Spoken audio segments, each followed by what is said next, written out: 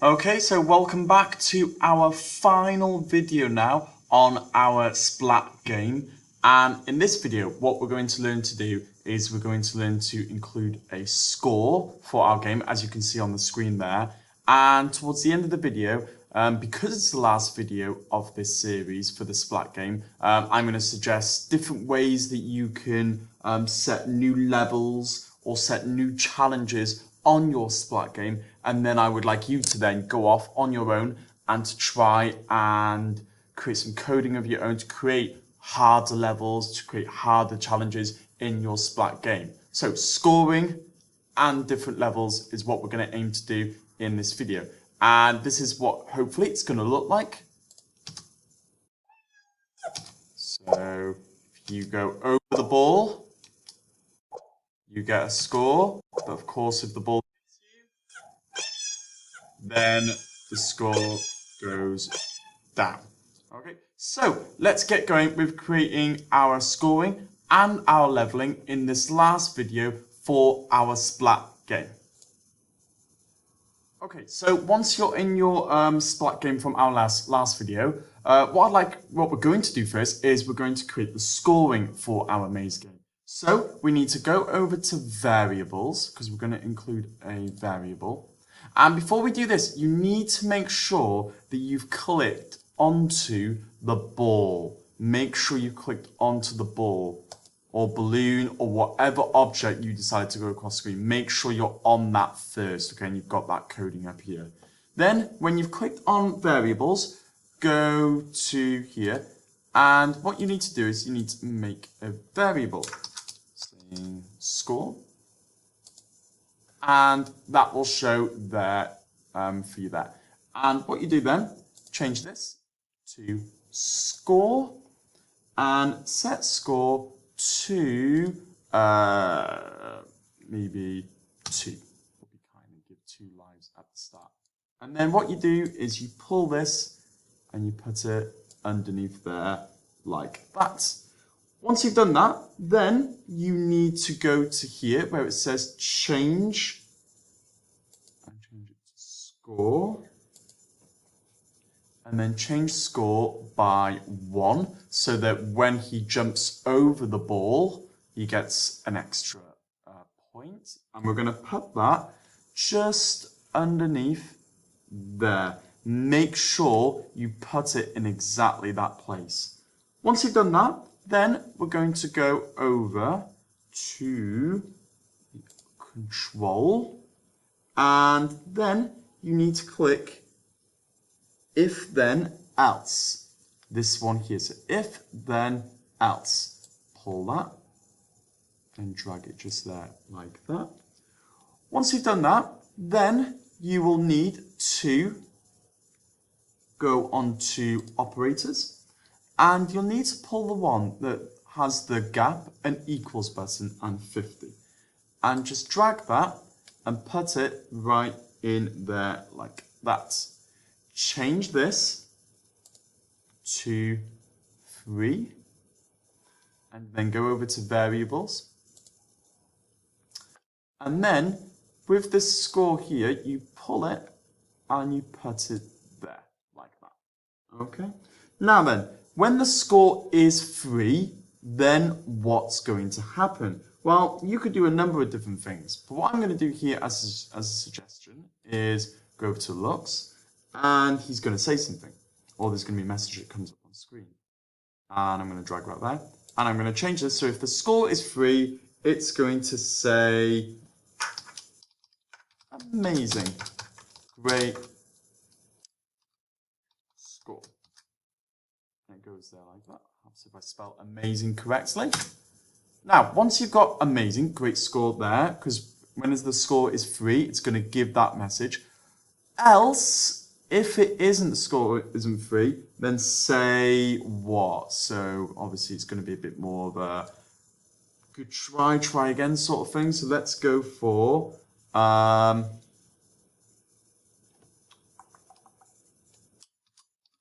good try and you do better. Okay, What you need to do now is go over to control, pull else, if then else, pull another one and put it just here, like this.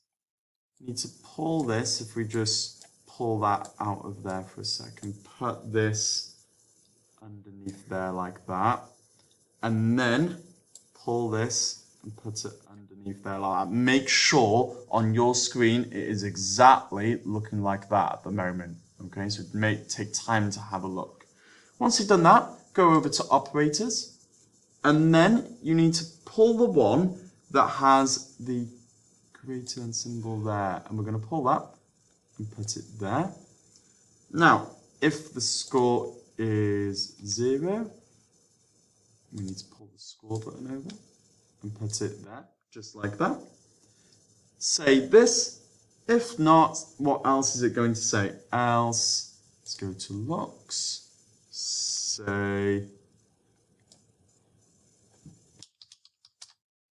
oh, it would help if we type. Bad luck, you need to practice. Something like that. Okay, so make sure that all of your coding at the moment is looking something like that for the ball. Okay, so if we go test it, because you always test your coding as you go along. The score successfully goes up there, which is fantastic. So that bit has worked so far. Now, as you can see at the moment, every time the ball hit the sprite, the score was going up. So it's actually rewarding our sprite for not playing the game successfully. So we obviously need to change that. So what we will need to do is we will need to go over to the sprites here. And what we'll then need to do is, oh, by the way as well, forgot to say on this, if your level doesn't show up here, make sure this is ticked. Make sure this is ticked, because if this isn't ticked, the score doesn't show up there. So make sure you tick that to show that the score is there. Right, let's go over to our sprite and let's sort that problem out so that when the ball hits the sprite, the score will go down. So in order to do this, what you simply need to do is just a little quick change. You go over to change score by -2.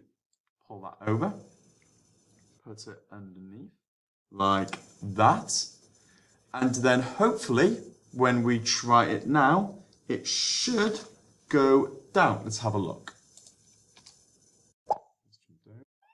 And then, so the score's going up when we jump over the ball, and the score is successfully going up, going down there. So there you go. You've managed to include a scoring system for your splat game where the score goes up if he jumps over the ball and the score goes down when the ball touches him.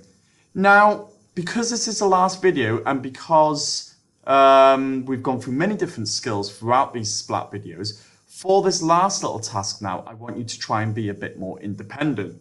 Your challenge now is to try and include new levels for your maze game, just like we did in our for your splat game, sorry, just like we did in our maze games where we created different levels. So I want you to create a new level for your splat game. Now, you could include perhaps another backdrop. You could include. You could decide maybe on your ball you want it to go faster. So you could change -10 to -30, for example, and then it's a lot more quicker. So you could do that. You could possibly have another ball or another balloon going across the screen as well, or you can include this on a whole new backdrop. So there are many different ways that you could choose here to create a new level. So my challenge for you now is to create a whole new and harder level for your maze game. And I can't wait to see how those all go. well done guys, thank you very much, and I'll see you soon.